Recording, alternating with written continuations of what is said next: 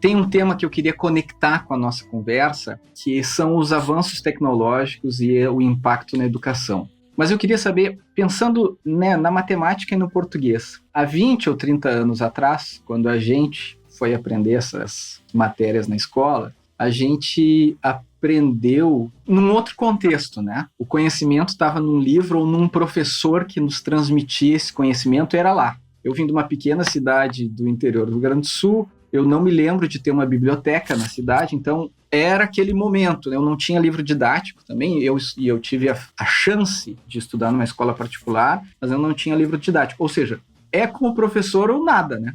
Ou professor ou nada, eu tinha apostila, então ou é o professor ou te vira com a apostila depois. Isso já seria um completo mudança de paradigma a como nós aprendemos hoje. No caso da matemática e do português, tem alguma coisa que vocês acham assim, que mudou completamente a forma como a gente aprende na matemática ou no português, como nós aprendemos há 20 ou 30 anos atrás, e que os nossos estudantes de hoje, porque muitos dos professores, ou grande parte dos professores, também aprenderam, como nós três aqui, de um outro jeito, só que hoje é uma outra coisa.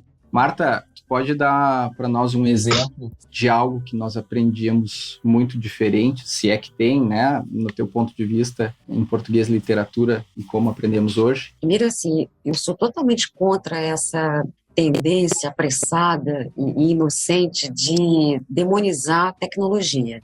Quer dizer, a gente pode fazer um uso brilhante da tecnologia, e ela não vai, obviamente, é claro que ela produz, obviamente, como muita gente tem escrito e pensado, ela vai produzir, obviamente, um tipo de atenção, talvez mais, que para a língua e para o trabalho de língua, para o trabalho de leitura, tem uma interferência, né? Porque as atenções, elas são mais dispersas, a capacidade, talvez, de concentração, de duração, a relação, principalmente com textos que exigem um fôlego de leitura maior, em função da experiência que a gente tem de textos muito compactados, muito fragmentados, a relação dos hiperlinks que abrem abas sucessivamente, você tem, obviamente, uma tendência à dispersão. Significa, na verdade, um impasse nesse momento, a questão da língua, da leitura principalmente, mas acho também que pode ter alguma coisa aí que a gente pode descobrir formas de trabalhar com a tecnologia, porque o dado é esse, somos tecnológicos. A tecnologia hoje é uma prótese nossa. Quer dizer, o celular está aí,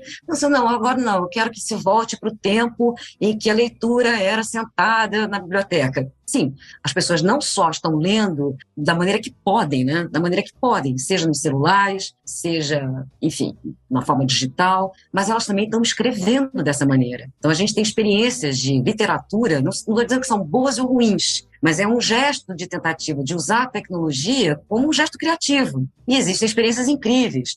Mudou? Provavelmente mudou. Muito, sobretudo na questão atencional, onde a capacidade, talvez, da duração da concentração, talvez muitos estímulos que desfocam o gesto, né, necessário da leitura, que a leitura vai demandar um tipo de solidão, um tipo de individualização muito grande, né? Enfim, eu tenho um olhar positivo de que a gente pode fazer bom uso dos recursos tecnológicos, não é só tragédia, né, o que aconteceu conosco. Eu só queria fazer duas observações sobre o que tu acabou de falar. Primeiro que não podemos esquecer que o livro é uma tecnologia, né? Então, o livro já era uma tecnologia, era a tecnologia do nosso tempo, embora pareça uma tecnologia ultrapassada hoje. E um segundo assunto que a gente não vai aprofundar, mas só um dado que eu sei que vocês conhecem muito bem, vocês que viajam, tu que é especialista nessa área, tu sabe que tem países que leem muito mais que o nosso, o Brasil. Aqui na França, onde eu moro, eu sempre fico surpreso como as pessoas leem. Quando tu vai num local onde normalmente no Brasil, por exemplo, no calor, que a gente está na praia ou numa praia, as pessoas estão lendo, né? No metrô, e mesmo as pessoas jovens, obviamente que houve uma mudança e há uma competição muito maior com o celular, que então agora passa a dividir. Mas eu ainda vejo muitos livros, ou livros digitais, né? Mas muito livro de papel na mão das pessoas o tempo inteiro, o que me parece que essa tecnologia do livro, que em teoria seria ultrapassada, em alguns lugares ela parece ser persistente e ampliada, né? Por exemplo, eu escuto livros, né? Com os audiolivros, então tem esse viés. Se você se interessa por esse papo do podcast, tenho certeza que você vai adorar o livro Tudo Faz Sentido, conectando os pontos entre arte, ciência e inovação. Nessa obra, explora a ligação entre arte e ciência na educação e destaca a importância de ir além do convencional, quebrando as barreiras entre as disciplinas para compreendermos melhor o mundo ao nosso redor. Você pode encontrar o link para o livro na descrição ou simplesmente buscar por João Silveira Tudo Faz Sentido no Google. Adriana, para ti teve alguma mudança em relação à tecnologia de como aprendíamos matemática antes e como aprendemos hoje? Então, João, eu comecei a aula de matemática muito cedo, né? Porque a tecnologia na matemática chegou muito rápido. Tinha um programa em 97, que chamava-se Cabri, que é um programa francês, que era vendido no Brasil, pouquíssimas escolas tinham, e eu descobri esse programa, acho que mal tinha internet na época, e eu consegui esse programa, a escola comprou, e eu produzi um material, foi meu primeiro livro publicado sobre esse material, que ele trazia uma geometria dedutiva. Tem um casal holandês, muito antigo, da década de 70, que fazia essa geometria no papel. E esse programa te permitia que o aluno experimentasse situações. Então, ele criava, por exemplo, um triângulo, e ele podia, por conta dele, nesse programa, aumentar, diminuir, mexer as posições e por aí vai, e fazer rotações e simetria. Então, trazia muito desejo desse aluno, tirava desse lugar da memória. Eu, por exemplo, não sei fórmulas, não decoro fórmulas, eu não consigo, eu sempre deduzo fórmulas que eu preciso. Então, essa foi a maneira que eu conduzi os meus alunos a gostarem da geometria, né? Usando programas de geometria com o material que eu produzia, que era dedutivo. Em seguida, a UFRJ faz uma releitura desse material, chama-se GeoGebra, que aí abriu para a população, que não é vendido, e hoje a gente usa em várias escolas já de da década de talvez 2005, esse programa chegou e pronto, de lá para cá, inúmeras outras coisas. Mas o que me mais surpreende nesses programas antigos é a possibilidade, ele não é exatamente um game, você é o programador, o aluno é o programador. Então você traz alunos muito mais interessados naquela geometria, né? Você lida com um público diferente. Um menino que pensa, um menino que chega na hora da avaliação, é tão engraçado que a gente coloca para ver se entendeu, a cada final da aula a gente fazia uma avaliação, e ele conseguia explicar o pensamento dele, como ele chegou naquela forma. Isso é que eu acho mais sensacional, né? Você ter essa metacognição de explicar como eu penso sobre determinado assunto. Então é sensacional. A tecnologia na matemática para esse programa foi um rompimento, assim, para mim, da matemática à época. Muito bem. Diante desses desafios todos que vocês veem que a gente tem, a Marta mencionou já, né, esses desafios, por exemplo, eu adorei o desafio do hiperlink, né, que tu falou, de ter muitas janelas abertas, de pouco tempo de concentração ou de capacidade de analisar, por exemplo, um texto, enfim. Para vocês, na opinião de vocês, Marta, o professor de português hoje, como se adaptar a essa mudança tecnológica? Tem, na tua opinião, alguma coisa prática na sala de aula que ele pode colocar em prática para se adaptar a esse desafio da velocidade com que se muda, que se tem os avanços tecnológicos? Eu acho que se não tiver preconceito, é sempre possível. Eu não tenho condição de chegar a esse aluno totalmente digital, ainda me valendo dos recursos mais antigos, mais analógicos possível, né? Acho que é muito importante também que a gente, voltando até aquela fala que você fez sobre o livro como uma tecnologia, a gente tem que enaltecer, sim, o livro como tecnologia, como suporte físico. Estou me lembrando do Humberto Eco, ele disse, o livro é a tecnologia mais perfeita que existe, é perfeito como uma colher.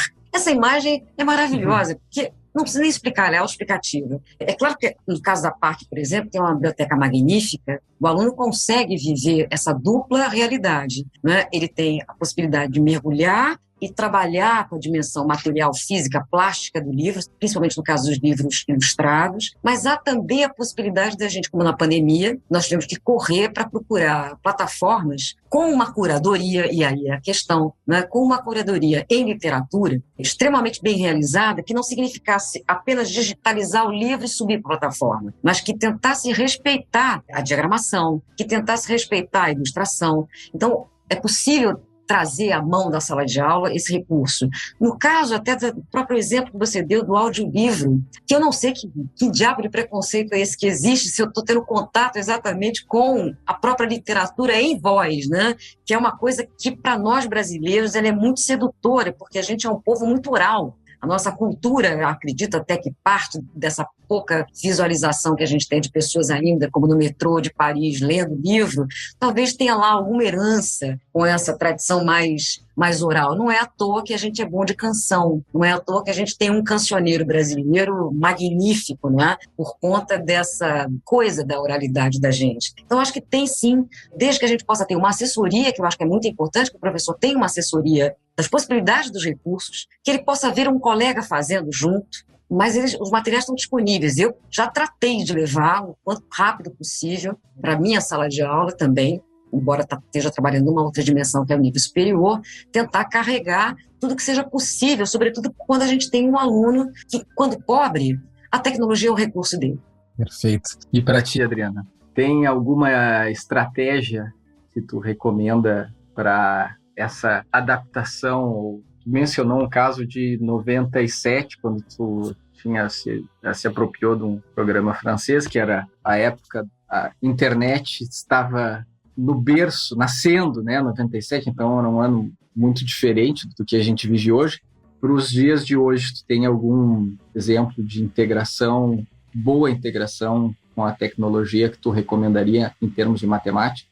Então, eu acho que hoje, João, a gente teve aí uma pandemia no meio do caminho que sacudiu essa qualidade da aula, eu não tenho a menor dúvida, né? Eu acho que jamais voltaremos a 2019, a sala de aula não tem como voltar, que era um lugar muito mais tradicional e careta dessa sala de aula.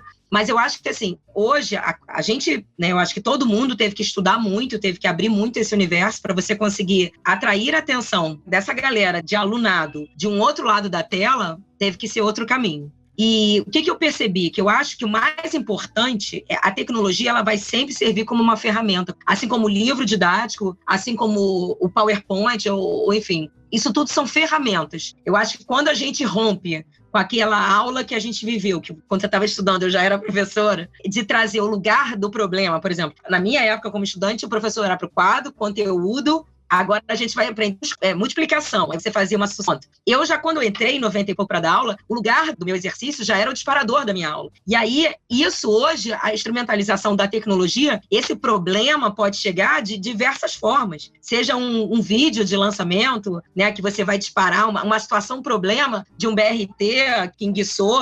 Então, assim, a tecnologia hoje, tudo muito rápido. Então, o lugar do problema na aula, ele tem que ser o disparador. E aí eu acho que o professor que já enxergou isso, qualquer material é instrumento para ele disparar, para ele provocar, para ele trazer essa discussão. Mas ter um quadro bonito é o menos importante. O que provoca a discussão está anterior a isso. O quadro, na verdade, ele vai ser um amarrar de ideias daquilo que foi provocado. E aí não adianta ter um PowerPoint lindo. Você tem que ter um vídeo de provocação. Uma provocação que seja bacana. E aí a tecnologia está aí para ser mega explorada por qualquer situação.